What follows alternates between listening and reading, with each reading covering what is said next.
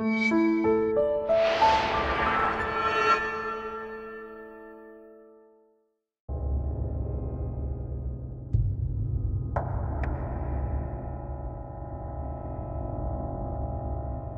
everyone, I'm Captain Logan. And I'm Eric. And today I made Eric watch the dreaded Star Trek V, The Final Frontier. Now Eric, I've made at least one video about this before, and it's come up a lot in old Treksperts videos and other Star Trek things we've done, so I'm going to let you do as much talking as you want to do on this, because this is a thing I've said my piece on, and eventually there will be a commentary on this movie. We haven't gotten back to the Star Trek commentaries, but anyway, we'll go ahead and just get straight into this movie and Eric's thoughts on this movie. But, Eric, I was a little surprised that you'd never sat down and watched this, because I know you've seen a lot of the TOS movies. But I've not seen 5 or 6, but I've...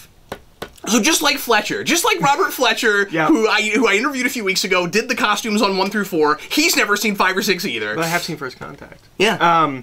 First Contact's fun. But I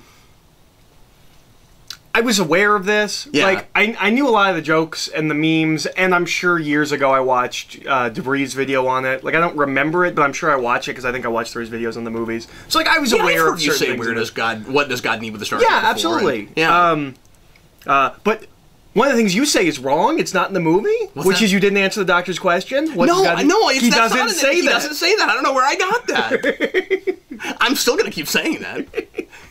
I kept waiting for. Yeah, I don't know where I got that, and every time I watch this, I'm like, oh, it's not in there. And then you keep saying it. My memory of the movie from growing up always trumps what's actually in it. So. I knew some of the stuff with this. What I didn't realize, well, okay. And you probably didn't watch it just because you probably felt like you'd seen it with everybody talking about it. Well, everyone said it wasn't good. It's not good, yeah. So what was the point? I will say, I said but sometimes watching things that are notoriously bad is fun and a thing that you have done. So that's true. That's true. But I will say, I said this while we were watching it. I will say it here. It's a very evocative opening scene. It does. When I was a kid, I always forgot like which movie that happens in because it almost doesn't match the rest of the film. It kind of doesn't. It's shot better, I think, than the rest of the film. The imagery of him coming forward on the horse, I think, is really worked well. And his characterization there is real different. Like he's maniacally laughing. Yeah. Like. Okay. It does sound like a maniacal laugh. I don't know if that's ultimately exactly what it's supposed to be. I don't know what that's about, but it's just, oh, you're a Vulcan, and that's why you were able to do this mind control thing. Okay. But what I didn't realize is that this hardly qualifies as a film. So the plot of this movie, and that's a big problem, is I assumed, not having seen this, that like the whole thing was we're gonna go find God. It's not. There's like one crazy guy who's like, I'm gonna go find God, and you're coming with me. And they're like, all right. Yeah. And then they get there, and he's like, look, it's God. And they're like, no, it's not. And then the movie's over. Like nothing happens. Yeah, I don't know. Like they spend so much time on character stuff. Yeah, yeah. That like a movie forgot. By the way, happen. I'm supposed to do the synopsis, but Eric just did it. That's the synopsis. There's a crazy guy. He's retroactively Spock's half-brother that we didn't know existed, and it's really silly that retroactively we felt the need to create that. I'm sure he'll be real important in any future plots with Spock. No, he never comes up again. In fact, I don't know if there's one mention of Sybok in the rest of Star Trek canon. I don't think there is. I also hated that his name was Sybok. It's not their fault, but I kept thinking of Noob Sabat in Mortal Kombat. I was like, oh look, it's Noob Sybok. But yeah, I growing up, I always thought of Skybox, the card company. I was like, he's making trading cards. He's making those Marvel trading cards that I collected when I was a kid. Yeah. Maybe that paid for him to get to the planet where there are no starships that he got to but can't get off of. Yeah, I'm puzzled about that. I'm not sure how exactly you got that. I never questioned it before, so I wonder if there's something I'm just not remembering. But okay, yeah. so well, I have a huge question about him. Yeah, yeah. Why is he there? Like, the whole thing is he needs a spaceship to go to the center of the universe. How did he end up on this planet? And why is he recruiting people? Why couldn't he recruit the people on any other planet that would have starships? I think the answer is... Is it that he's on that planet on, like, some kind of vision quest, and then he, like, has this realization about God? I don't know if it had anything to do with his being on that planet, though. Okay. Especially because he's been trying to find it his whole life, Since and he's been younger. swearing Yes, up and right. down that Shaka-Ri is a real place and I can find it, and now, magically, he says he knows where it is, but I don't think we're ever told how he figured it out now, and what led him to the center of the galaxy. And it doesn't seem like the godlike creature is calling to him. No, and that's a huge question I have. Yeah. Is, how does he... Because it can't leave. So, how... And it doesn't seem to have mind powers that extend out, like he's not calling to people. Because that would be interesting, right? If they followed through it's on exactly the same thing as you won't know what I'm talking about, but as Armis in Skin of Evil, the episode where we kill off Tasha Yar, where we have this creature that has been stranded. That's the villain that Matt wants to come back and wants to be the villain. Or maybe actually you have seen that. I have not seen it. I've just heard Matt talk about that he wants that character to come back. Yeah, he's been trapped on a planet because he's like really scary and evil and kills everything, and that's kind of the same thing we have here. Because the god creature in this specifically says, "I was trapped on this planet. Yeah, I'm not allowed to leave." What would have made it maybe more interesting theologically and philosophically was if he was sending out messages to people across the universe for eons, and that is where the idea of God comes from. Where some of the ideas of particular gods come from, right? Yeah. Especially because he shows all those faces, so he knows about religions. Yeah. Right? Because you remember he creates a face that... His face is the very standard, like, Michelangelo painting of God. But he does that after he shows you 15 other ones. You remember that? Where he keeps throwing these faces out, and then he's like, almost like he's sifting through their minds or something. I don't know what that's about. I don't know if like he's connected to the ship library, or if he's able to read their minds or something. And also, come to think of it, why would...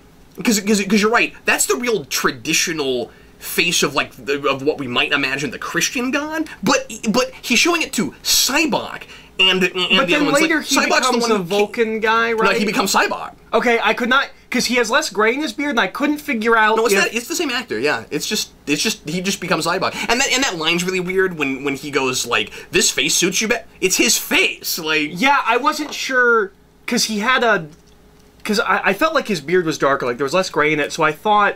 I was like, okay, he looks identical, but is he supposed to be the Vulcan god? Is that what I'm supposed to be getting? No, I think it's supposed to be, it's hard for you to look at yourself right now because of the mistakes you've made. Okay. Like, isn't this all scary and stuff? Yeah, I mean, that's when the whole movie is really breaking down, so... Yeah, no, I don't know what's happening in the third act of the movie, but the first two acts, nothing's happening, so... Like, I don't understand Cybok at all. It's just like how Prometheus, does he have... except at the end of Prometheus, it stays pretty. Yeah, yeah. They still have money. I don't understand how... I wanted to remind everyone that this was our second in our two-part series of confusing movies about people who go to find God. The what does God need with a Starship duology. Right, yes, exactly. But I don't understand if God is not...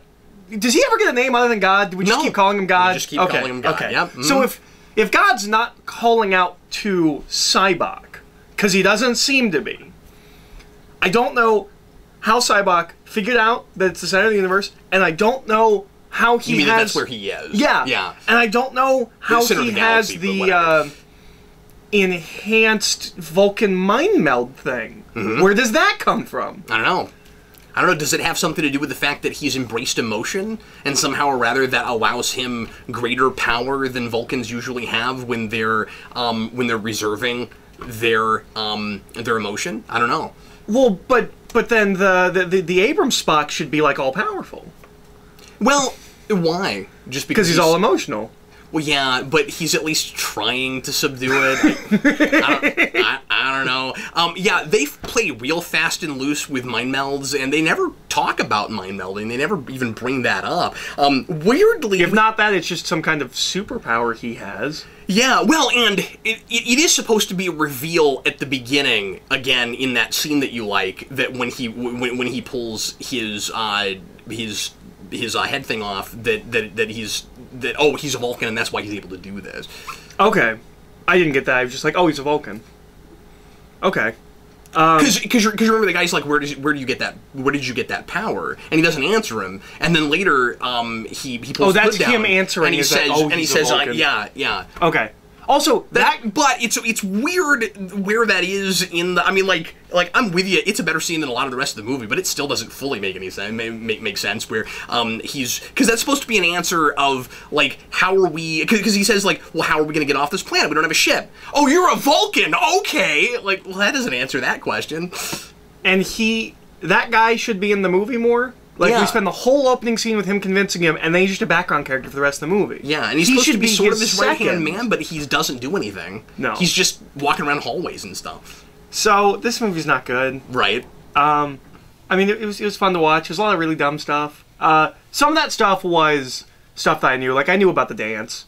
Oh, you did? Okay. Yeah, no, I knew about that. But what's interesting about that was... He's talking about the weird nude Uhura dance thing. Yeah. What's interesting about that, because everyone always talks about how she's like 50-something and they make her do this dance. Yeah.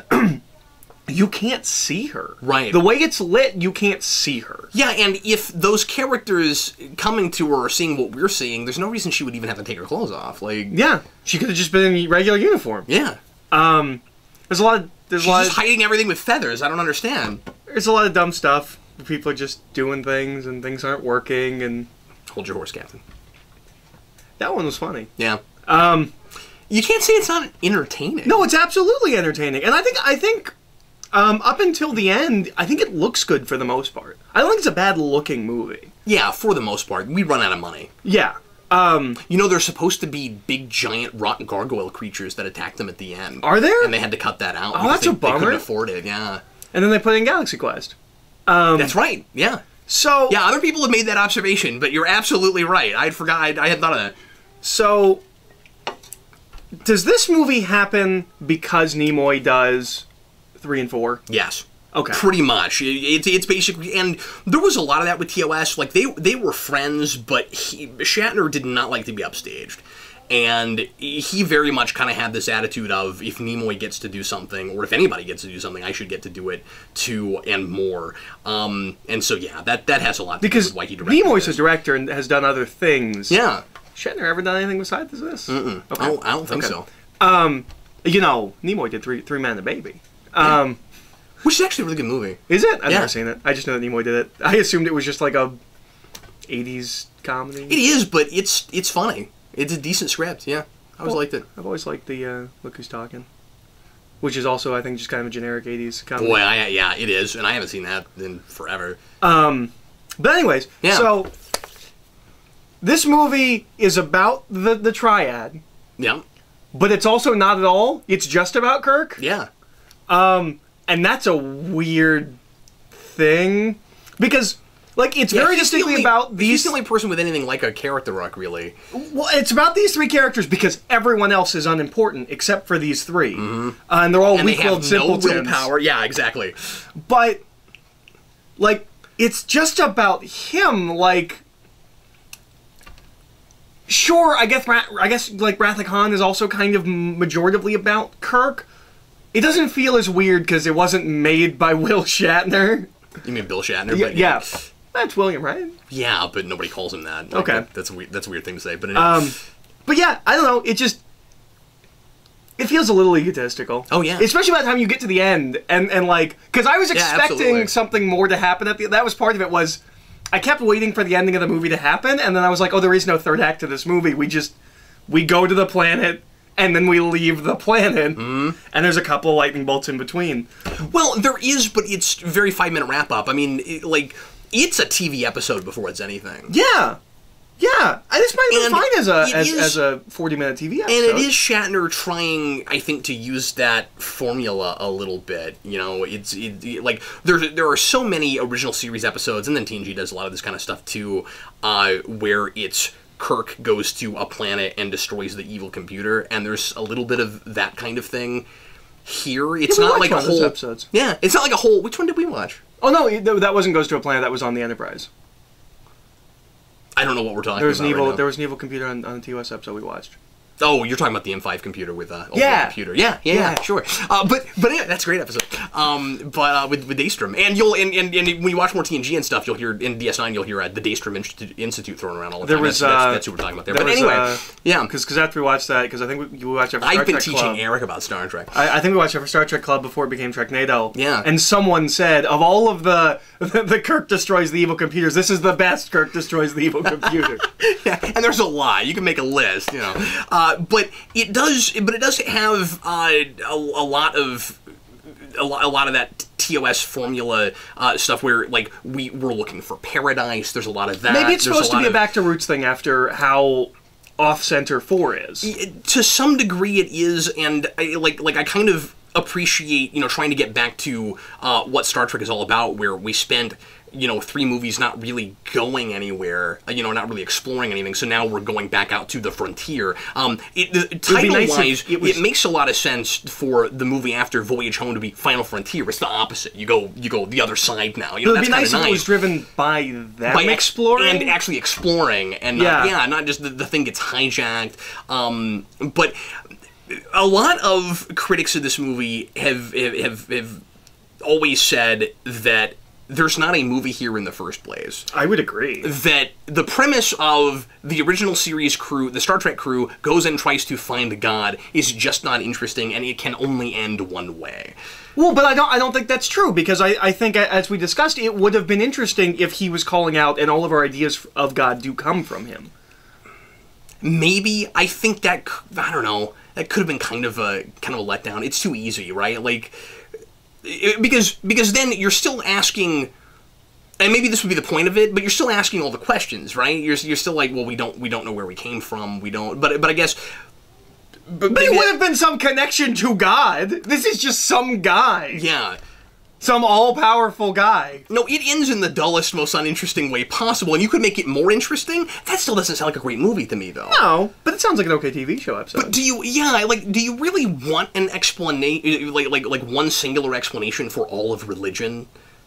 Like, in a continuity like that? I've seen things that do things like that. Doctor Who has an episode like that with the devil, where he's like, maybe this is where the idea of all ideas of the devil come from. Yeah, but keyword there is maybe. You see what I'm saying? You don't want it to be not necessarily a definitive answer, but like the tantamount all. I don't know. They could have done something more than what they did, which was nothing. Absolutely, they could. I'm just saying that it's not a great premise in the first place.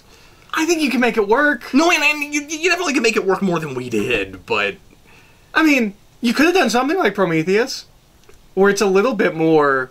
I guess that would be too cynical, wouldn't it? Yeah. For Star Trek, I guess that's part of the problem. Some people think it's too cynical for Alien, but yeah. Yeah, I don't know. I don't think it's a bad premise. Like, I don't know if it could ever be great, but there are things in... I think with some changes, this movie could be good. I think it could be more watchable. I mean, it's watchable, but not in the right way. I think you can change a couple of things in this and make it a little bit better. No, this is one of the definitive examples, I think, of so bad it's good. I mean, it is definitely one of those things. Yeah. Like, I don't mind sitting down and watching it. I've seen it a number of times. No, it's fun. I never groan and go, oh no, Star Trek V, I have to watch that. Like, I know what I'm getting myself into. Yeah. And, like, pacing and stuff is not exactly the problem. No, I never felt like, oh my god, can we move forward? The problem was I kept waiting for it to start, and I'm like, oh, it's ending. Yeah.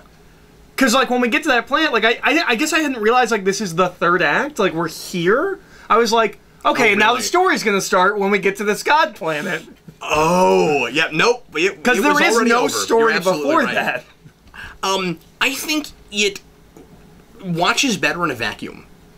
If you watch it in sequence, it's much worse. Oh, I'm sure. And partly because it feels real self-parody by the time we get there. Like, we haven't talked about this yet, but, you said maybe part of the point was to get back to the roots after the comedy that Star Trek IV was. Part of the problem was Star Trek IV was really popular and was the highest grossing Star Trek movie to that point, and was even after that for quite a while. I don't know if you know that, but Star Trek IV did really well, and a lot of people that don't care about or like Star Trek went and saw that movie. It was kind of one of the big, summer fun comedies that people went and saw. It is partially the reason I'm not a Star Trek fan. What do you mean? When I was younger, I wanted to try Star Trek, and our library had Star Trek IV, and I watched it, and I was like, oh, this isn't what I thought it was. And so I just never pursued it further. Yeah, and it's not. It was a real departure. And I mean, like, and I was like 8. Still, like, I didn't get any of those jokes. Yeah. Yeah, fair enough. And it's funny because, like, I might be a Star Trek fan if I'd rented Wrath of Khan. Yeah. I mean, in a lot of ways, that movie is... I don't want to talk too much about Star Trek 4, but in a lot of ways, Star Trek 4 is more indicative of original series than a lot of the other movies because of the brand of comedy and the... and of course, it's about a lot of things that Star Trek was always about. And we did those kinds of time travel episodes, you know. But, it was very much in line with what a with a good comedic Star Trek episode was. Mm. And we didn't have the kinds of, like Wrath of Khan is a real, military, tete-a-tete kind of thing. And we didn't do a whole lot of that in TOA. There was some. But anyway, 5 is an attempt at amalgamating those things, and it just didn't quite work. So it's trying to be too funny. This is one of the first times I think I've ever experienced this, complain about it, where I'm laughing at a joke, but not with a joke. Like, you said something that you think is funny, and I laughed, but not because it was funny. I laughed you couldn't believe it was because a Star it's Trek not movie. Funny. And that happened a number of times throughout this movie. I don't know if I've ever laughed at a joke, not with a joke. And there's just too many cheap pratfalls. And a lot of the dialogue is really, like, the obvious plug-in, what would a character normally say here? Yeah. Like, there's a lot of that just, there was one specifically that really jumped out to me, but I can't think what it was, where it was just like, well, of course that's what they say. Like, you can almost fill in the lines of dialogue, just generic movie dialogue. If this movie wanted to be this premise, it needed to be more thoughtful. Yeah. And it's not. It has nothing to say about any of this. Yeah. I think maybe that's the biggest problem. Is it... Searching for God's not the worst idea for a Star Trek movie. It's that they had nothing to say about it. They have nothing to say. I don't know. Just seems like Shatner wanted... The Fountain of Youth would have been a better plot for this movie. Yeah, which was the other thing he had talked about doing. It seems like... which is what we did with Insurrection, and it's terrible. But that's... I agree with you that ultimately at the end of the day, that's probably the biggest problem with it. And it seems like what it's saying is just... well, you're not going to find God. It's not that simple. It's not that easy. If there was an almighty creator, he's not going to be on a planet somewhere. And that's... But, like, the premise is so ridiculous that anybody would even think that that's what it would be, right? That, like, God is hanging out physically on a planet somewhere. Like, if you created the cosmos, it's just... You gotta think bigger. We know... I don't know if by this point in Star Trek we know that there are... No, we do. I was gonna say that we know there are other planes of existence. No, we've got the mirror universe. Of course we do. When you know that there are other dimensions and other planes of existence, you've gotta know that the creator of the cosmos isn't sitting on a planet somewhere. And also, we've been to the center of the galaxy, and that's not what was there. I mean... Maybe it would have been more interesting if he was God in the creator of the universe and he was sealed away and he is not the end-all be-all of the universe. Something like that could have been interesting. Yeah, where it's like part of some kind of pantheon, or there's like relative, you know, there's like a ladder of godhood or something. But that he is the guy that made the universe. All about perspective. Like, technically he is God, but there's something he's that not created him. There's something bigger than that. And he's not all powerful in manipulating the entire universe. He's stuck on a planet, but he did... I don't know. I think something could be done. Nothing is done. That is the problem. The problem for me with the idea of ever finding God, and we don't, but the idea of ever finding God in Star Trek is you have to keep frontiers open. Like, we are... Like space is the final frontier. It should be. There should... And of course we broach time travel and we broach going to other dimensions and things, but like when we're exploring the unknown, you have to keep some of those big questions unanswerable, I think, to keep things interesting. Mm-hmm. Well, and there has to be some things we're not ready for yet, you know? We're like something has to keep us humble. Like in TNG with Q and stuff, you always have these questions of, are we even ready to be out here yet? Are we too arrogant? And that kind of thing. I think it's too Earth-centric and too arrogant on the part of people making Star Trek to say, we're gonna figure out what God is. Yeah. And so it can only end one way. Like, but and it's like, watching this, and I'm not just saying because so many years passed. Even if you went into the theater and saw this, you can't think, okay, this is going to be the time where we actually figure out like all the answers, like how the universe was made. I don't know. I don't think anybody actually bought into that. Was it sold on that? Was it sold as like this is the God movie? And I don't remember what the trailers were, but I'm just saying that's the premise it sets up. That's the mystery. And like we try to make a big deal out of it with that scene where we're on the bridge and everybody's saying all the various names of Eden, which is really annoying. It shouldn't be Eden. It's heaven, obviously. Why would God wouldn't be in Eden? That's weird. But the movie at that point is trying to dupe the audience into thinking that we might actually go find all the answers. And I just don't buy that anybody would have really thought that that's what we would do, especially because it felt so formulaic. Yeah. Well, and I don't know. It's just nothing. There's nothing to say in this movie. Like, I don't even know what God is in this. When we get to it, it doesn't matter. It's just he's spent millions of years waiting for this moment, and he drops his ruse after like 10 seconds. Oh no, they got me! He seemed like some kind of energy-based creature. I don't know how just shooting photon torpedoes at him kills him. I don't understand that. Is there some kind of... He wanted to join with the ship. It seems like he must be energy, right? Yeah, that's what it seems like. Is there some kind of thematic connection between he's stuck on a planet and can't get off, needs a starship, and Cybok was stuck on a planet and can't get off and needs a starship? Is there a thing there? I don't know, but I don't think Cybok was stuck. I think the dumbest thing in this movie, because, like, the why does God need a starship thing is, like, it's dumb. Why would you need this? Are you going to say the penetrating the barrier thing? How did you penetrate the barrier? Well, we used a starship. What other response could there be? If they're beings that could just, like, fly through space, he doesn't need the starship. I don't understand. And what was he expecting them to say? And does this godlike creature not know how people traverse space? Yeah, He's like, oh, a spaceship? That's a great idea. Cool. And somehow I know I can join with it, even though I didn't know such a thing existed. And then why is traversing the barrier question? Or how did you just patronizing move them? through I don't know. Space at all? Not traverse the barrier. Yeah. How did you get off your planet? Yeah, because I also would like to get off my planet. And of course, it is preposterous. And I mean, like, it's maybe going to be a little bit silly to people that were breaking all this stuff down, because these things have been made fun of and broken down 1,000 times. But not by me. Not by Eric, and we watched it, so we're talking about it. But anyway, I just felt the need to say that. But if you're going to try to make me believe that you could take a ship and in no time at all go to the center of the galaxy. I don't know why that didn't take time, but it doesn't take any time, and that it's not difficult. I mean, usually you would do a scene, right, where like the ship's shaking apart and everybody's heads are like now, is that a crazy and thing? Stuff, and maybe it was, I don't know. But I mean, we have...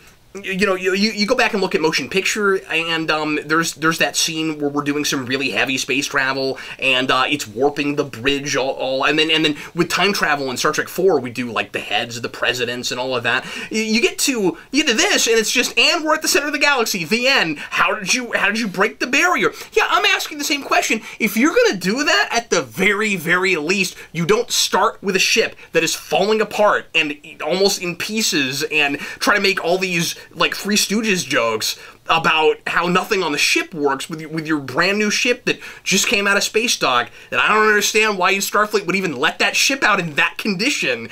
And then once Cybok takes it over, no problems.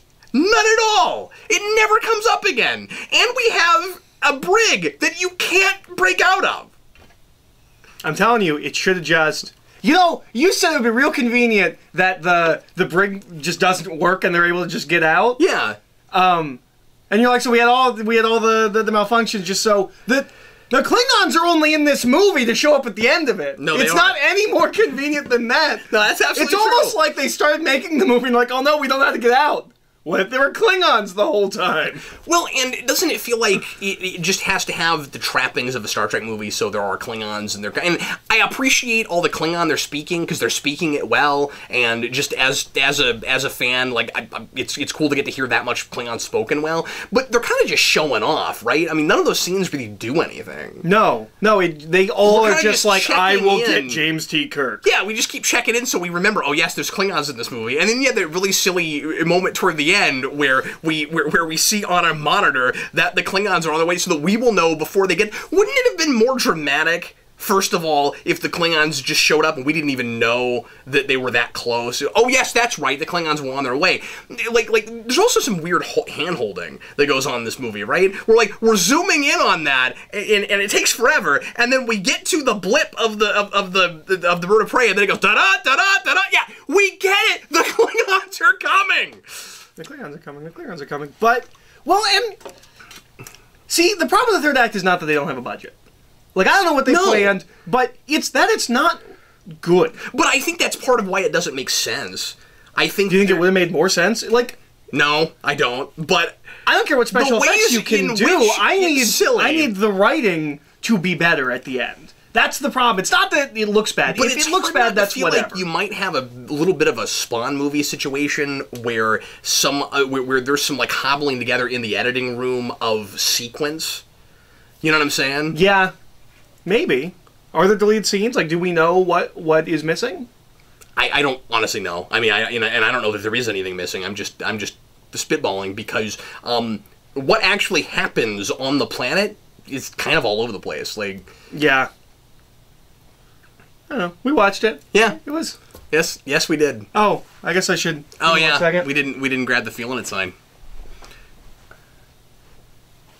Now everybody calls this, of course. I think even to this day there are people that like to say this is the worst Star Trek film. It's not, in my opinion. It's more watchable than the motion picture. Yeah, I mean, if we're just talking about watchability, well, and again, I have a different experience with that movie every time I watch it. So like, I almost don't even like to include that in the rest of them when I'm talking about like best and worst. It's in a category all on its own, but like I don't know. I'd rather when we're just talking about things that I'd rather watch this than Insurrection. I don't know. Nemesis.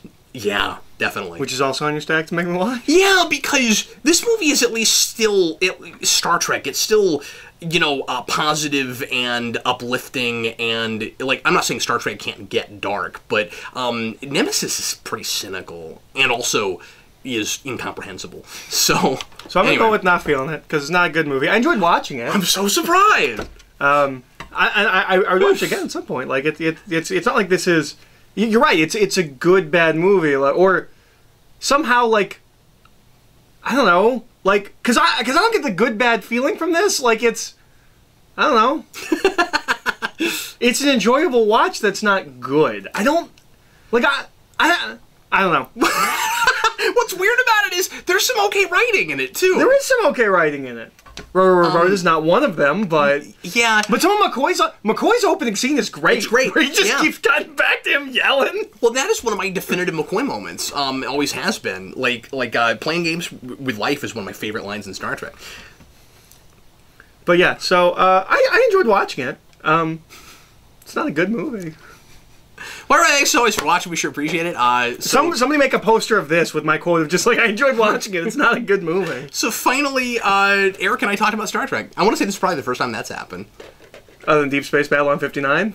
Yeah, I guess there's that. But I just mean in a vacuum, I guess. Just us only talking about Star Trek. That's true. Yeah, that's true. That's true. But yeah, we have been doing DS9. Well, I mean, this is on camera. We watch Star Trek now and again. Yeah, I've been showing Eric some stuff. For anybody that knows their TNG, I showed him Phantasms the other day. I was making Phantasms jokes watching this. Yes, you were. So Eric got to see the cellular peptide cake with mint frosting and with mint frosting and the phone in Data's stomach. Anyway, we will see you again next time when Eric chooses the movie, and It was when I moved here and we came up with the idea for this show. I had 2 movies. My first 2 movies were going to be Nice Guys and this movie. We're finally doing it. Yep, and we're not going to tell you what it is. I don't know if it's ever come up. I don't know. But anyway, so that'll be fun. Thanks for watching, folks. We sure appreciate it. We'll see you again next time. I am Captain Logan. And I'm Eric.